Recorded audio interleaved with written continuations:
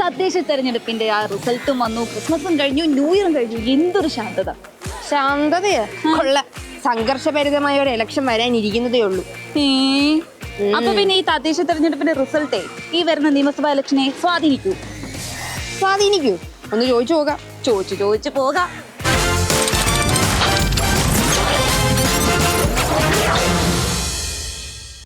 എല്ലാവർക്കും ഒരു രാഷ്ട്രീയം ഉണ്ടല്ലോ. അപ്പൊ കോട്ടയംകാരനെ ഞാൻ ഏത് രാഷ്ട്രീയത്തിൽ എനിക്കും ഉമ്മൻചാണ്ടിയുടെ ആളാണ്. പറഞ്ഞു കഴിഞ്ഞാൽ ഇപ്പം നിലവിലുള്ള ഒരു 60 വയസ്സിൻ്റെ മേളിലുള്ള ഒരു ഒറ്റ ഒരുത്തിന് സീറ്റ് കൊടുക്കണം എൻ്റെ അഭിപ്രായം. പക്ഷേ എൻ്റെ അഭിപ്രായം പറയുകയാണെങ്കിൽ കോൺഗ്രസ്സുകാർ ജയിച്ചുകൊണ്ട് ഒരു കാര്യമില്ല. തമ്മിത്തല്ലാരും അവരുടെ മുഖ്യമായിട്ട് ഒരു മുഖ്യമന്ത്രി സ്ഥാനാർത്ഥി അവർ ഫ്രണ്ടിൽ കൊണ്ട് നിർത്തിയിട്ട് അവർ ഈ ഇലക്ഷനെ നേരിടുമായിരുന്നെങ്കിൽ ബെറ്റർ ആണെന്ന് പറയാം. ഒരു മുഖ്യമന്ത്രി സ്ഥാനാർത്ഥി അവർ ഇതുവരെ പ്ലാൻ ചെയ്തിട്ടില്ല. അതിന് ശരിയായ അടി നടക്കും. UDF തരംഗമായിരുന്നല്ലോ, പ്രതീക്ഷിക്കുന്നുണ്ട്. നമ്മളെ ജീവിതത്തിൽ രാഷ്ട്രീയം ചിന്തിച്ചാലും കൂടെ ഒരു കാര്യമില്ല, നമ്മളെ പ്രവൃത്തി ചിന്തിക്കുക, അത്ര തന്നെ. വളരെ മോശമായ അഭിപ്രായമാണ് നമ്മുടെ സർക്കാരിനെ കുറിച്ചുള്ളത്. ജനങ്ങൾ മടുത്തിരിക്കും. ആശാ വർക്കേഴ്സ് ടീം അവരൊക്കെ എത്രയോ ദിവസങ്ങളോളം അവിടെ പട്ടിണി കിടന്നും അതൊക്കെ സമരം ചെയ്തിട്ട് അവരെ ഒന്നും പരിഹരിച്ചില്ല. അനാവത്തായിട്ട് ഒരുപാട് പൈസ ചെലവഴിക്കുന്നതിന് സർക്കാരിന് യാതൊരു ഇതുമില്ല. 6 മാസം ഇറങ്ങിപ്പോനെ 1,10,00,000 മൂന്നാമതൊരു വണ്ടി സാമ്പത്തികമായിട്ട് ഖജനാവിലെ പൂച്ച വെച്ചെടുക്കാന്ന് പറയാനുള്ളത്. ആ ഒരു അവസ്ഥയിലോട് ചെയ്താണ്. എന്ത് കാര്യമുണ്ട്? ഇവിടെ മിനിഞ്ഞാന്നൊരു കുട്ടി വീണിട്ട് കൈ ഒടിഞ്ഞു. ഇതേ കണ്ട, ഇതേ കാണുന്നത്. അതേപോലെ തന്നെ ഇവിടെയും ഇവിടുന്ന് മൊത്തം ഇളകിയൊക്കെ ഞങ്ങൾ എല്ലാവരോടും പറഞ്ഞു, GCD എല്ലാവരോടും പറഞ്ഞപ്പോൾ ചെയർമാനോടും എല്ലാവരും പറഞ്ഞപ്പോൾ ഒക്കെ ശരിയാക്കാന്ന് പറഞ്ഞു.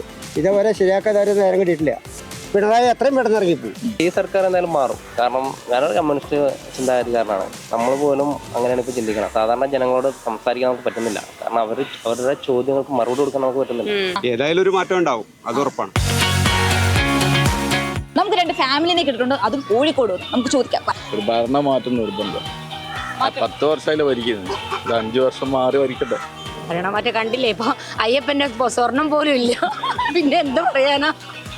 അപ്പൊ അതുപോലെ അടിച്ചു മാറ്റിയില്ലേ ഈ ഭരണം. അപ്പം തീർച്ചയായും ഭരണമാറ്റം വരണം. എന്നിട്ട് ചേട്ടനെ കണ്ടറിയാം, ചേട്ടൻ ഒരു എസ്സേ പറയാനാണ് ഇരിക്കുന്നത്. അതെ, ഭരണമാറ്റം വേണം, എന്തായാലും നിർബന്ധം. തദ്ദേശ സ്വയംഭരണത്തിൽ ഇടതുപക്ഷമാണല്ലോ സാധാരണ മുന്നോട്ട് വരാറ്. പക്ഷെ ഇപ്രാവശ്യം അതൊരു ഭരണവിരുദ്ധ, അതായത് കേരള ഗവൺമെൻറ്റിന് വിരുദ്ധമായിട്ടുള്ള ആൾക്കാരുടെ ഒരു പ്രതികരണമായിട്ടാണ് എനിക്ക് തോന്നുന്നത്. കേരളത്തിൽ ആദ്യമായിട്ടാണ് 10 വർഷമായിട്ട് ഒരു പാർട്ടി ഭരിക്കുന്നത്. യോജിക്കൂല, കാരണം 5 വർഷം മാറി മാറി ഭരിക്കണം. എന്നാലാണ് ജനങ്ങൾക്ക് ഉപകാരം കിട്ടുള്ളൂ, ഭരിക്കുന്ന അവർക്കും നല്ലത്. ആര് വന്നാലും നമുക്ക് പ്രശ്നമില്ല. ആ അഭിപ്രായങ്ങളൊക്കെ ഇങ്ങനെ കായല് പോലെ കിടക്കുക. ചിലര് പറയുന്നു ഭരണ തുടർച്ച വേണമെന്ന്, ചിലര് പറയുന്നു വേണ്ട എന്ന്, വേറെ ചിലര് പറയുന്നു മൂന്നാമതൊരു കക്ഷി വരണമെന്ന്. എന്തായാലും നിയമസഭാ ഇലക്ഷൻ വരെ നമുക്ക് കാത്തിരിക്കാം. കാത്തിരിപ്പിന് വേറെ ചെലവൊന്നും ഇല്ലല്ലോ. അപ്പൊ സൈനിങ് ഓഫ്. സരിക സജി, സിയ സുസൻ സർ.